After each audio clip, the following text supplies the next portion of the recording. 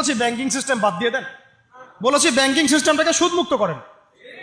আমরা কি বলেছি পলিটিক্যাল সিস্টেম এগুলো সব সরাই দেন? আমরা বলেছি এখান থেকে জুলুম সরাই দেন। আমরা কি বলেছি শিক্ষা ব্যবস্থা সব উঠাই দেন, ইউনিভার্সিটি বন্ধ করে দেন?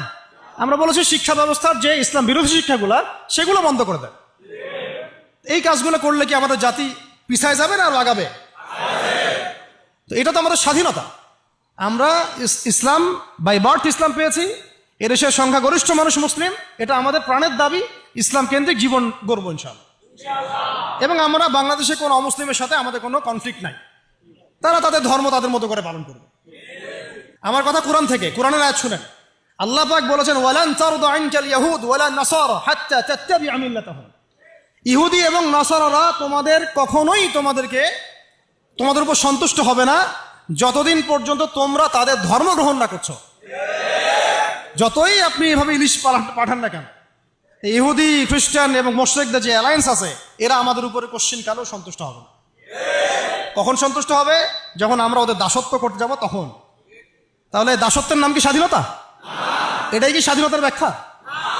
তাহলে স্বাধীনতা শব্দ নিয়েও গাদ্দারি করতে আসেন। আমরা এখন থেকে ছাত্র জনতাকে পরিপূর্ণ ইসলামের দাওয়াত দেব ইনশাআল্লাহ। আমরা না উগ্রবাদী, আর আমরা না সন্ত্রাসী, আর আমরা না চরমপন্থী।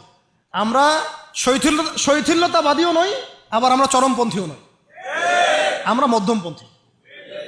আমরা না কোনো এগ্রেসিভ কোনো অ্যাকশনে যাব, আর না আমরা এইসব বিষয়ে শিথিলতা আরোপ করব। আমরা মধ্যমপন্থী থাকবো, দাওয়াতের কাজ করব, তাবলীগের মেহনত করব, সৎ কাজে আদেশ করব, অসৎ কাজ নিষেধ করব, নিজেরা দিন পালন করব, পড়াশোনা করব, আমল করব, তাজকিয়া অর্জন করব, ওলামা ইকরামদের সাথে সম্পর্ক রাখবো, এবং একটা ঐক্যবদ্ধ জাতি হিসেবে আমরা ইসলাম নিয়ে এগিয়ে যাবো ইনশাআল্লাহ। হ্যাঁ, যদি আমাদের দিকে চোখ তুলে তাকাতে আসেন তখন খবর খারাপ আছে ইনশাআল্লাহ। যদি চিন্তা করেন যে পার্বত্য অঞ্চল ভাগ করে আরেকটা দেশ বানাবো, তখন আমাদের অবস্থা দেখে নেবেন ইনশাআল্লাহ। যদি চিন্তা করেন যে আমরা এইখানে চাপ দিয়ে হ্যাঁ বাংলাদেশকে কয়েক টুকরা করে ফেলাবো, এরকম যদি কোনো চিন্তা থাকে, তাহলে বাঙালি এবং বাঙালি মুসলমানদের আসল চরিত্র দেখে নেবেন ইনশাআল্লাহ। সহ্য করতেছি আমরা এখন এগুলো, কিন্তু আমরা দায়িত্বশীল ভাইদেরকে বলবো, আপনারাই কিন্তু সামনের লিডার।